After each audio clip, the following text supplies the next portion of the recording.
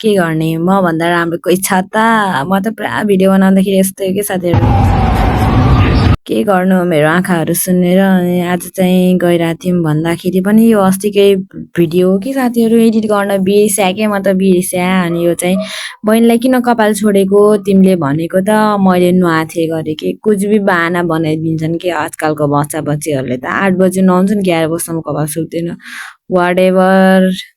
उसलाई लिएर चाहिँ अब छोड्ने स्कुल अनि आफू चाहिँ हेल्दी लिभिङ जाने साथीहरु अनि म चाहिँ ब्लगर जस्तो पुरा ओ माय गॉड म भन्दा राम्रो कोही छैन मैले चाहिँ यसरी भिडियो बनाउनु पर्छ भनेर पुरा सान झानिरहेको छु के किनकि साइडमा उ छ नि त त्यही भएर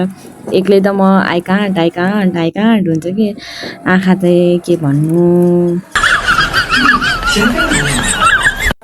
सेम लाइक उ पनि यस्तै हाँस्यो उसलाई चाहिँ बाइ वन भनेको त पुरा मेरो आँखा चाहिँ के भन्नु त्यहाँ गएर त मेरो मुख परेको थियो डाइरेक्ट सामान लिएर आए कि मैले त्यहाँको भिडियो बनाउन सकिनँ धेरै मान्छेहरु हिँड्थ्यो त्यही भएर घर आएर त म भन्दा राम्रो कोही छ त छैन नि भनिरहेको थियो कि त्यहाँ चाहिँ बनाउन सकेन फेरि बाहिर गएर एक्टिङ गरिरहेको छ्या छ्या छ्या छ्या मान्छेहरु यस्तै हाँसिरहेको थियो मेरोमा